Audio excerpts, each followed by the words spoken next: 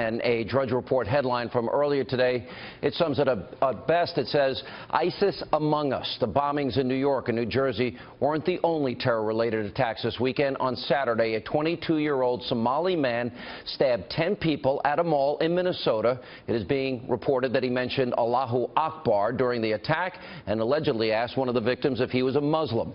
ISIS, in fact, has claimed responsibility for that bloody rampage, and that's not all. Late last week in New York City, a homeless Palestinian man with a Jordanian passport, well, he went after police officers with a meat cleaver after they caught him trying to remove a boot from his car. A boot is one of those things that prevents a car from leaving a parking spot. If you don't live in New York, you might not understand that. But anyway, according to the New York Post, the U.S. was trying to deport him, and he was shouting Allahu Akbar once again before lunging at police.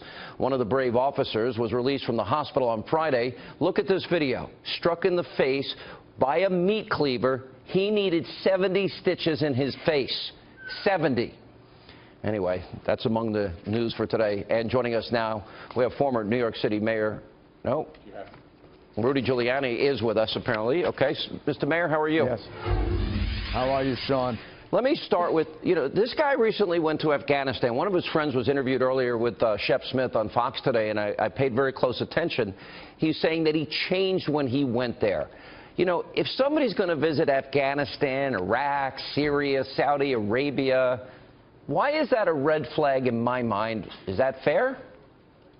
Sean, that's very fair, and I disagree with the FBI analysis of this, and I disagreed with it also with regard to the Boston Marathon bomber, Tsarnaev. I thought it was a major red flag when he not only went to Russia, but he went to Chechnya. And here's what I object to, and what I'd like to know the answer to. Did they give that information to the local police? Because if they didn't, then the FBI needs to be straightened out also, and somebody has to have the courage to say that. When the FBI has information like this, the reason they're not following up on it is because there are only 14,000 FBI agents. There are 36,000 New York City police officers. There are over 800,000 sworn law enforcement officers in the United States. The FBI has to begin to give this information to the local police, because maybe they'll have the extra cop or two that can watch a guy like this. Now, I put the responsibility for ISIS completely on Obama and Hillary Clinton. This would not have happened had they not withdrawn the troops from Iraq. They were handed a somewhat stable Iraq that miraculously the surge under Petraeus worked. We had stabilized Iraq. We had used the Sunnis to fight for us to win the eastern part of Iraq. And then when Obama imposed his deadline, I have no idea what kind of irrational mind would think you should have a timetable for a war. But when we pulled out, a lot of those Sunnis went into the hills, and the other Sunnis joined ISIS. That joined up with the Syrian rebels, and then all of a sudden, and it's even the worse. JV team. It's worse because they have the oil as an ability to finance and advance their caliphate and pay for it. And we left them with a fountain of gold, right? We left them with a fountain of gold, and they are now in 28. They are now in 28 countries. In the last year, we've had more attacks in America than at any time since September 11. From September 11 until Obama, we had no attacks on America. They've all started under Obama. They are provoked by his weakness, by her weakness, by her having the government of Libya overthrown, where ISIS also has a major stronghold. We lost 4 Americans there. She seems to have forgotten that. And let me ask you this. We're living in a much more complex and dangerous world than we were living in before Barack Obama and Hillary Clinton came into office. Hillary voted for that war, and then she pulled out of the war. As you said, they gave a drop-dead date. That created the vacuum for ISIS. Now, this is important. And then she callously said recently, I made a mistake. We've got to learn from the mistake. Now, if I'm the parent of one of the nearly 5,000 people that died there, or if I'm one of the brave men and women that fought, bled, lost a limb, a leg, an arm, or was disfigured, and oops, I made a mistake, and we got to learn from it, that's a pretty severe mistake. Sean, and I don't know. I don't know what Hillary is good at. I can tell you what she's not good at: foreign policy. Well, she voted for the war. Yeah, she for the war. voted for the war, then she was against the war. She was against the surge. She embarrassed Petraeus, you might remember, when he appeared before Congress to describe how the surge was working. And the reality is, everything in the world that was handed over to her when she became Secretary of State was much worse when she left office. Not to mention all the emails that she exposed and all the money she took for the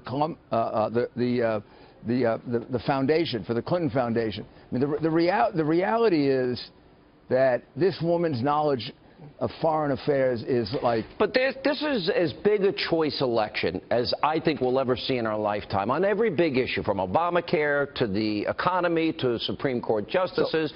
But there are three issues that impact this issue profoundly. One candidate can say the words radical Islam. I mean, the tortured... Thank God. The tortured pretzel, you know, they're turning themselves into a pretzel as they ride a razor's edge of political correctness. They can't say it. And here's the other two. Building a wall will protect the country, and extreme vetting. Here's my question on vetting. Hillary wants a 550% increase in refugees. Every top law enforcement official, intelligence official, Comey, Clapper, Steinbeck, McCall, General Allen, have all warned that, and Brennan, all warned that ISIS will infiltrate the refugee population. She wants a 550% increase. Here's my question. If somebody, I know the Saudis, for example, gave her, a foundation up to $25 million, $10 million for the library.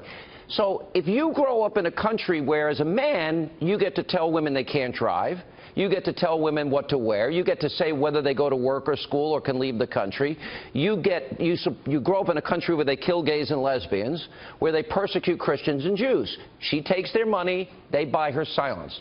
If you grow up under that cultural divide, the direct antithesis to our constitutional republic, why can't we ask if you want to abide by our laws and our culture before you come here? Why is that described as bigoted?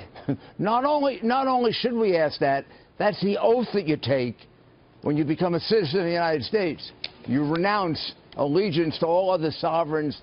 You pledge allegiance to the United States, and you pledge you'll give up your life in defense of the United States. So when we say that we want people, as Donald Trump says, that come to the United States who love this country, that's built right into our Constitution. Hillary Clinton doesn't understand our Constitution. She doesn't respect our Constitution. Her knowledge of foreign policy is a joke. Her performance in foreign policy was a disaster. Yeah. Every single thing in the world. Well, let me ask the last worse. question. Because Donald Trump said today, now, by the way, CNN, I just read Joe Concha's column in The Hill, he never said racial profiling. He said profile. Now, should we profile people that have a huge cultural divide and grow up in a society that says we're going to kill gays and lesbians and we're going to tell women how to dress and we're going to persecute Christians and Jews? Sean, I want to profile them. Sean, I investigated lots of crimes, right? Right.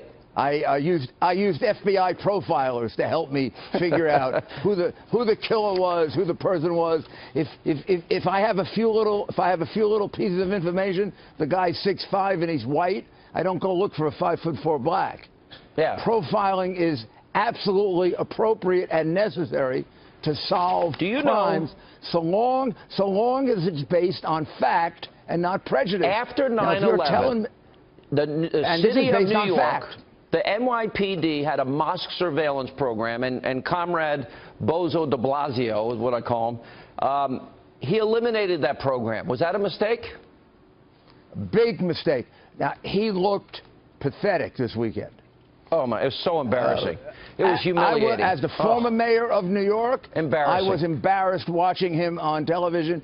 He couldn't even say that a bombing was an act of terror. It was so bad. Governor Cuomo had to come in almost as if he was his mentor and say, hey, by the way, you know, if there's a bomb and it hurts 29 of your citizens, it's an act of terror, then we'll figure out if it's Islamic or not. It was an intentional act. We did get that information. Intentional bomb. It was an intentional act, but not an act of terror. A bombing in and of itself is an act of terror. It can be Islamic terror. The odds are that it is an Islamic terror. I'm going to tell you, Sean, The moment I heard about it, the moment I heard what kind of bomb it was, I knew exactly where it came from. Anybody with common sense did. We're fighting a two-front war. We're fighting a war over in the Middle East, and we're fighting a war in the streets of America. Well, and Obama, Clinton, and this guy they have on the ticket, Tim Kaine, who says that we're winning. Yeah, if this is winning, the JV team. I hate to be losing. Yeah, we're winning, and how many attacks have we had since San Bernardino? And this guy on her ticket thinks we're winning. He must be living in Mars. All right, Mr. Mayor, thank you for being with us. Thank you.